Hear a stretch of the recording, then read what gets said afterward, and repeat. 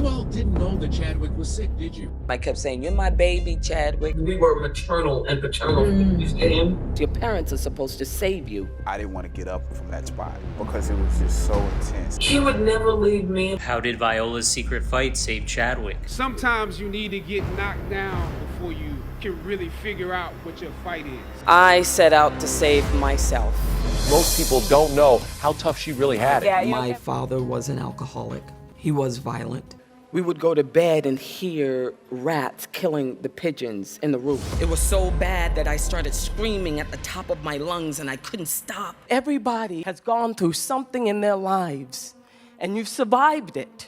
There are too many of us who want to forget. And I just wanted everyone else to think that I was great. She's a master at what she does. Who said that all of who you are has to be good? It hurts, you rage, ask why, then you forgive. Everything that you fought for was not for yourself. You know what my aha moment was? Let me tell you about the time that I died. I put my hands together and said, God, if you exist, if you love me, you'll take me away from this life. Now I'm gonna count to 10, and when I open my eyes, I wanna be gone. You hear me?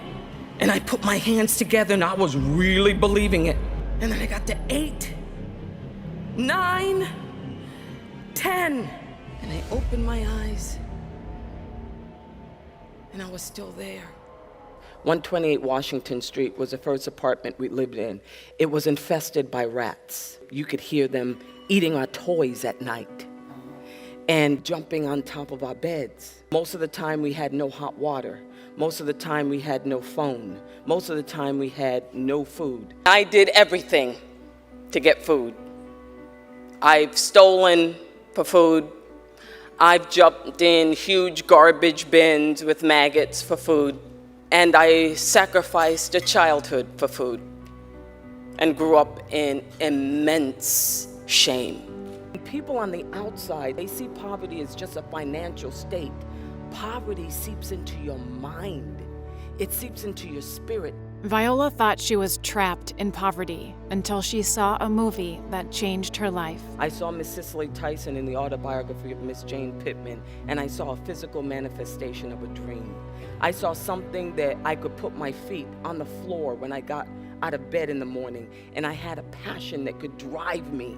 A passion that was so big that I couldn't see, the rats running around my house. I decided I wanted to be an actor. I said, I'm gonna make a commitment, and I started taking acting courses. It seemed like she'd escaped her poor childhood when her talent got her an acting scholarship to Juilliard. Within 3 years of getting out of Juilliard, you won a Tony Award. I was like, I'm it, this is it. I've arrived. But even as Viola was living her dream, she was still running from the traumatized little girl she used to be. And I thought, I should be happier than this. I felt an emptiness. I crashed and burned. I was still very much traumatized by the past. It still very much was internalized in me, and it manifested itself through low self-esteem. Who am I really? What am I doing here?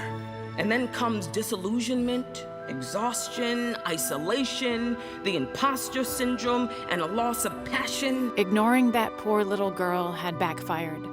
Viola had to face her past. But every time I look at the little girl, I always thought she was always hungry, she was always shy, she was always kind of in the background.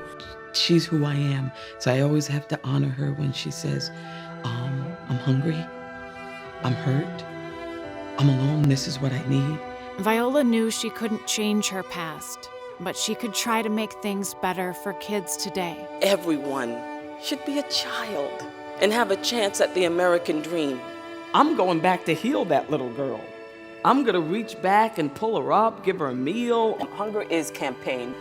They have set about to eradicate childhood hunger, and I am absolutely committed to eradicating this problem. Viola discovered what she'd been missing all along. There's a difference between having a goal and having a purpose. It's a vision for a future that is living a life that is heroic. You have to see your life as running your leg of the race and passing the baton on to someone who's able to run it the next leg of the race. And Viola found the perfect person to pass the baton onto, Chadwick Boseman. I played his mother in Get On Up. I kept saying, "You're my baby, Chadwick." That's when you have to be the person that you've always wanted to be. That's when you have to find a voice that separates you from the rest. The most powerful question you can ask is why.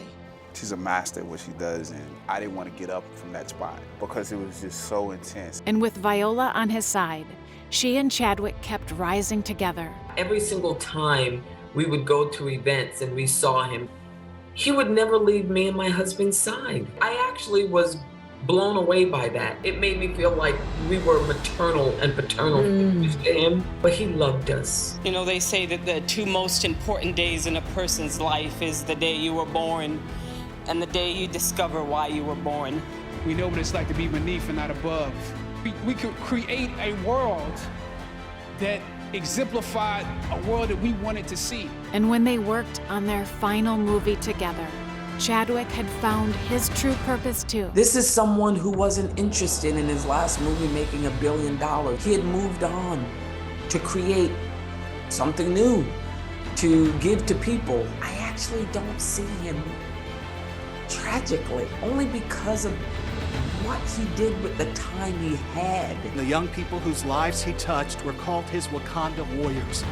Everything that you fought for was not for yourself. It was for those that come after. Viola found her true purpose and used it to inspire others. Living life for something bigger than yourself is a hero's journey. And if you're not doing that, then you're not doing anything. Your existence is an amalgamation of every triumph, every hard-won battle, facing your greatest fears. And yet here you are, privileged, blessed to do what?